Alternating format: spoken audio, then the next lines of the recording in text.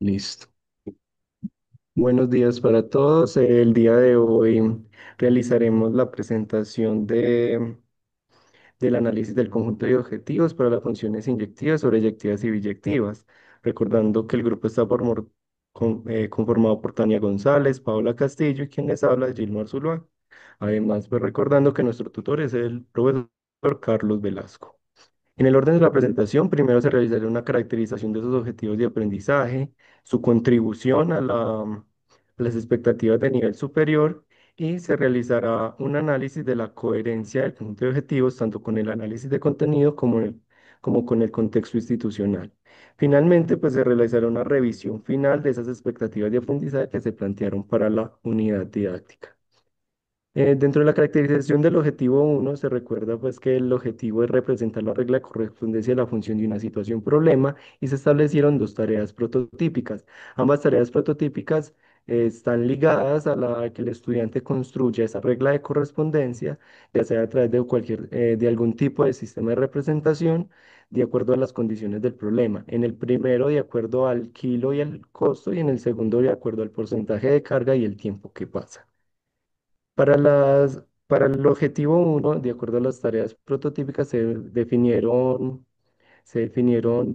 cuatro caminos de aprendizaje o cuatro estrategias de solución. Un primer camino de aprendizaje es la representación tabular, en donde el estudiante desde S1 hasta S2, pues entonces determina cuáles son las variables y las características de acuerdo a dependiente y dependiente. Para el caso de la tarea T1.1 sería caracterizar que el costo depende del valor del kilo. Luego en la S3 el estudiante establece esa representación simbólica. En la S4 lo reemplaza sus valores y en la S5 entonces determina esos valores del codominio, es decir, los valores del costo.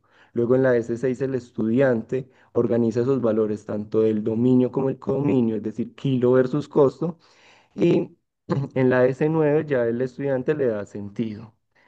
En cuanto a la representación simbólica, la secuencia de capacidades S1, S2, S3 y S4 y S5, pues entonces se repite de acuerdo a lo anterior, con la única diferencia en que el estudiante la representación simbólica, al establecerla y al reemplazar esos valores de dominio y codominio, pues entonces llega a una conclusión respecto al orden del problema. Hay que realizar la aclaración de que estos caminos de aprendizaje, pues entonces va a depender de la tarea prototípica.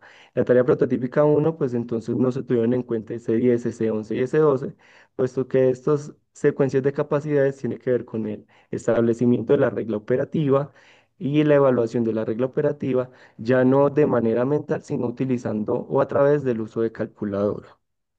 Finalmente, la representación gráfica, pues entonces se repite en esta secuencia de capacidades, con la diferencia que el estudiante entonces grafica en un plano cartesiano estas imágenes y preimágenes, en este caso costo, kilo o tiempo y carga. En la representación manipulativa tenemos que el estudiante entonces evalúa toda esta parte de la regla simbólica desde S1 hasta S5 y en S8 el estudiante ingresa ese valor o esa representación simbólica a un sistema de representación manipulativo. En este caso sería pues se utilizaría GeoGebra y llegamos a S9 en donde el estudiante le da sentido al problema. Para la caracterización entonces del objetivo 2 tenemos que el objetivo 2 es reconocer y argumentar en la solución de una situación problema la invertibilidad de una función. Para esto se establecieron también dos tareas prototípicas. En ambas tareas, en ambas tareas se pide al estudiante el análisis tanto de las imágenes y las imágenes y en el caso de la primera tarea analizar si esta regla de correspondencia pues corresponde a un sistema de representación perdón, a una función invertible.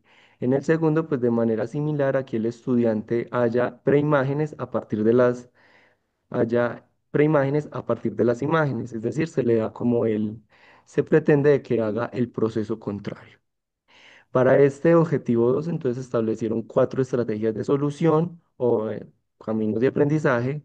En este caso, desde las secuencias, tenemos en un primer momento, en el estudiante en S14 evalúa la regla de correspondencia, después en S20 y S21, al evaluar la regla de correspondencia, el estudiante verifica la unicidad y el acotamiento del codominio a partir de los valores de las imágenes y preimágenes. Para esta tarea, para ambas tareas, tanto para la 2.1 como para la 2.2, el estudiante verifica si efectivamente cada valor de la escala RGB le corresponde un valor de temperatura o si cada valor o si cada valor del diámetro le corresponde su homólogo en el tiempo.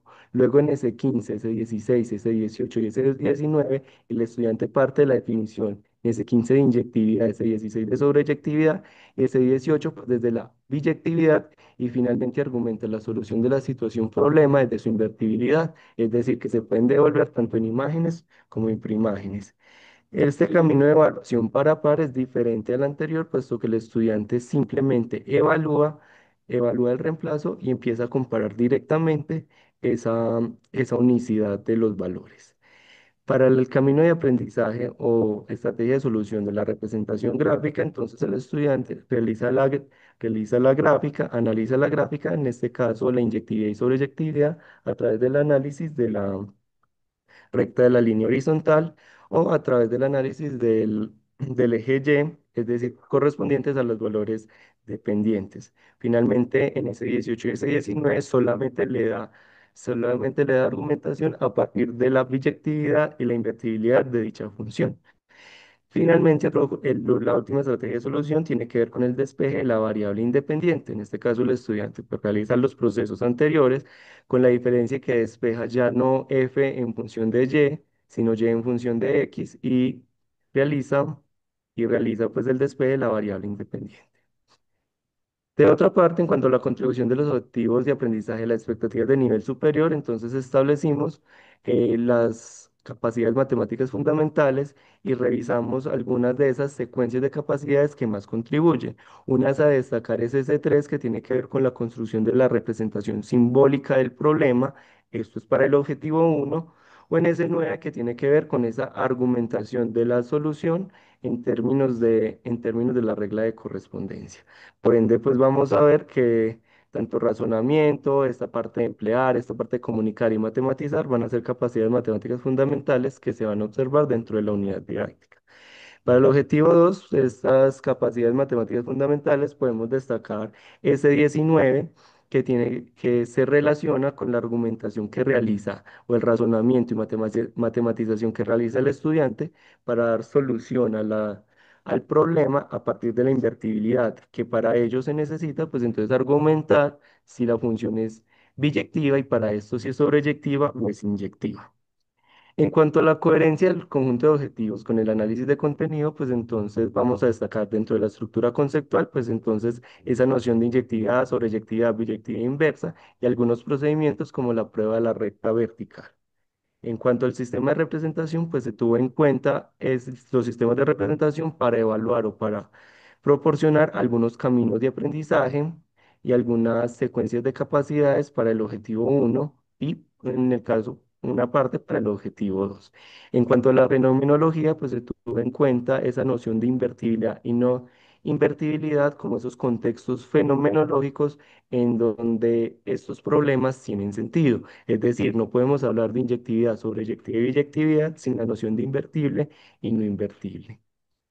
Finalmente, en cuanto a la adaptación de los objetivos al contexto, pues destacamos el uso de calculadora y el uso de GeoGebra para ingresar funciones y obtener su representación gráfica. Ya con eso entonces finalizamos y muchas gracias.